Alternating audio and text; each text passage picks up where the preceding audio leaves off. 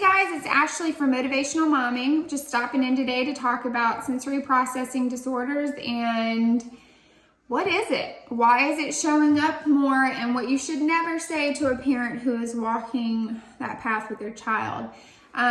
So basically, sensory processing disorder is the input and output of information from your senses to your brain, and then something gets caught up. Like you're not taking it in correctly, and then your reaction outputting is not going well either. It's basically it in a nutshell. So that can mean several things. That can mean you have food aversions, texture issues, things with feeling, you don't like clothes on. Some kids, mine included, run against soft things and roll all around on them. Some don't like their head touched. Some are sensitive to loud noises. I mean, the list goes on and on. So they're starting to see this more and more. And I don't know if it's because they're just diagnosing more these days, or if it's potentially something that we're eating. I mean, I'm a big person of what you put in your body, you're gonna possibly have a reaction to, and people don't think about that. The more processed foods we eat, our bodies were never meant to eat all of the junk.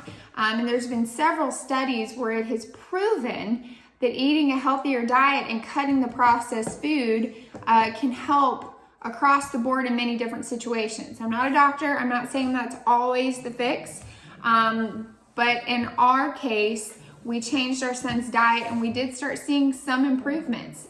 So my middle child, Rhett, he has been going through sensory processing disorder issues for over a year now.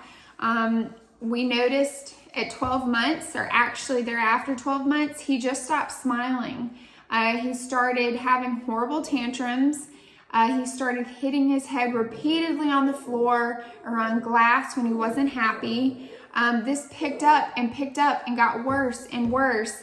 And everybody kept telling me, oh, you know, it's just he's having a meltdown. You know, he's being a toddler. Just don't worry about it. Even his pediatrician was saying nothing was wrong. But as a mom, you have to listen to your gut. And I had a son already, Carson, my oldest, and I knew I had never seen him display some of these behaviors. Now, again, you can't compare your kids, but when you're seeing something every single day, week by week, month by month, and then it gets to be more and more, and you see your child changing, you have to be your child's advocate. Okay, I'm talking even with the pediatricians, because they don't like to freak out at every little thing. And I get that, because you have some parents who go in there who are really worried. But this was not the case. And I just saw that I was losing my son. And so we finally found the right people. We got the right diagnosis. And basically he has sensory input issues. And we're still seeing where that's going to take us. He's gone through different therapies, occupational, which he's gotten much better. He doesn't hit his head like he used to. He's finding different outlets as a way to communicate with us. Part of the head hitting was because he's not speaking like he should be right now, so he was getting frustrated. He didn't have a way to communicate with us. He still hates blankets on him. He'll kick them off. He doesn't like socks. He doesn't like hats. I know there's plenty of children who don't, but I'm just saying you can tell when there's a difference. So we have found different things like vestibular motion.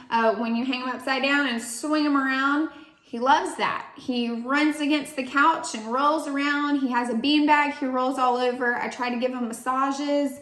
That deep massage pressure really helps him. There's several different things that you can that you can do to help before they have a meltdown.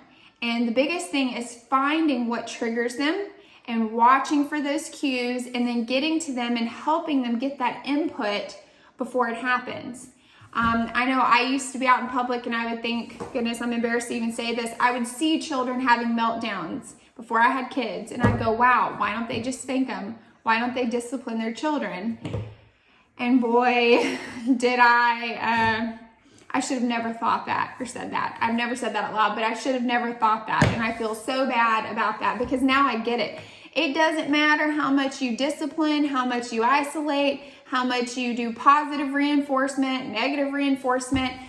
It doesn't matter. I mean, these kids, they can't help what they're going through. And so that's a whole nother issue of, if you're disciplining them and it's not in maybe the best way, you can actually be having more of a negative impact. For instance, my son Rhett escalates when he's already upset if you raise your voice or if you pop him on the booty, okay? The best way to get to him is put him in his crib in isolation and let him scream his head off until he calms down. So you know your child best. You have to learn all of that. I mean, everybody can give you examples of what to do, but it's really trial and error until you figure out what is best for your child. And the last thing is, if you've ever done this, please don't ever do it again. The older generations are not used to all of the new diagnosis that we are getting now, okay? And I know they don't mean to, but it can be very hurtful, especially if it's someone that you're close to that says, oh, they're fine, they're just being a child, they'll grow out of it.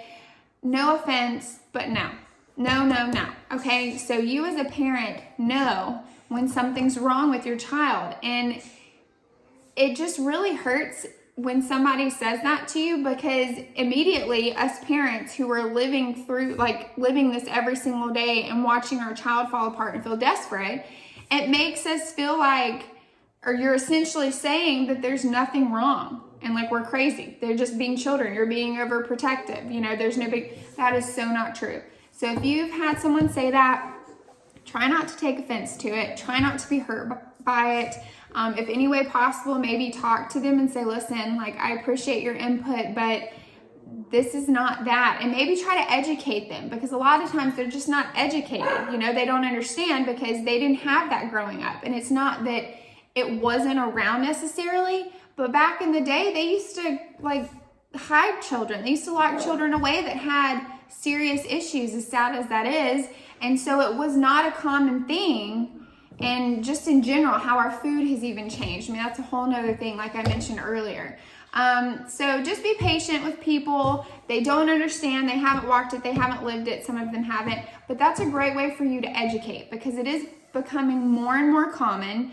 And I just wanted to stop in today to get that message out there that if you are going through that, I have cried many a nights. I have felt desperate. I have felt, what is happening with my baby? How can I fix it? You are not alone. Okay, so just make sure that you go to the pediatrician and you push, you get a second opinion, you do what you have to do to get your baby help, okay? Because you know your child best. So hope you have a great day, and we'll talk with you later.